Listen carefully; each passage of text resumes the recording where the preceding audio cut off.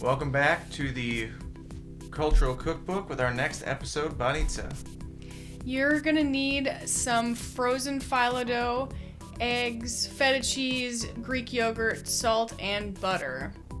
So we're gonna mix up our filling first. Salt and feta are going in the bowl, as well as our Greek yogurt. That's about a cup of each of the feta and yogurt. We're gonna put our 3 eggs in there as well. And give it a good mix.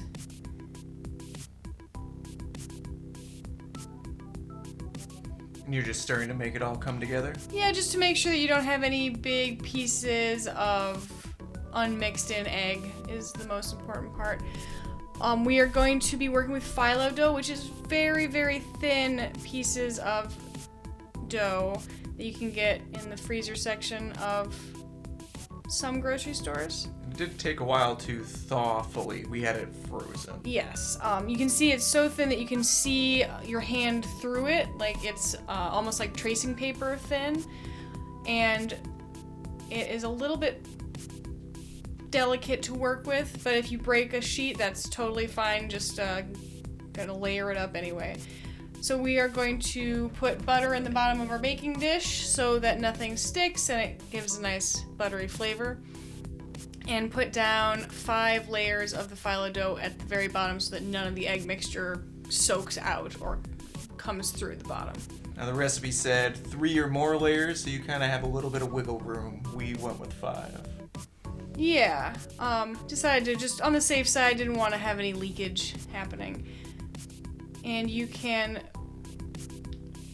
supposed to put a layer of butter on top of the 5 bottom layers underneath the filling, but I forgot. It turned out okay, so it's not an exact science. The more butter, obviously, the more delicious it's gonna be. Oh, most definitely. So then we put about 1/3 of our filling in and a few more layers of the phyllo dough. You can see I'm getting a little more comfortable working with it as we go. If you find that your phyllo dough is drying out a lot and cracking more than you want, you can put a slightly damp towel over it just to keep it hydrated. So remember the butter this time, and then we're gonna put another 1/3 of the filling, spread it out in there. I probably could have used a smaller baking dish so that the filling would have been thicker and a taller banitsa, but this worked out.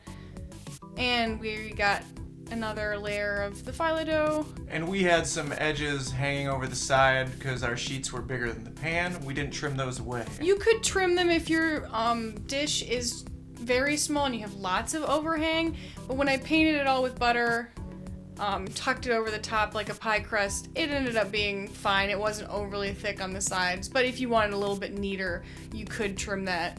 It's nice to have a full crust around the edges, though. And the phyllo dough is so thin that even a couple extra layers doesn't really make it cumbersome or chewy, which is nice.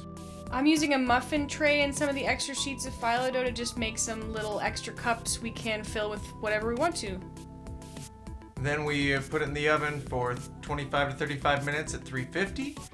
And when it's finished, a knife stuck into the center should come out clean.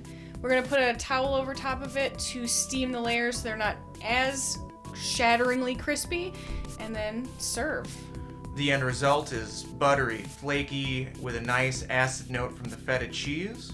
It was delicious and pretty simple. This is definitely gonna be one we will revisit again. The leftovers thankfully also froze well, and it was great to be able to pull them out from time to time. Give them a little nuke and then bake them off so they're a little bit crispy. Hopefully you guys will try this out. Enjoy!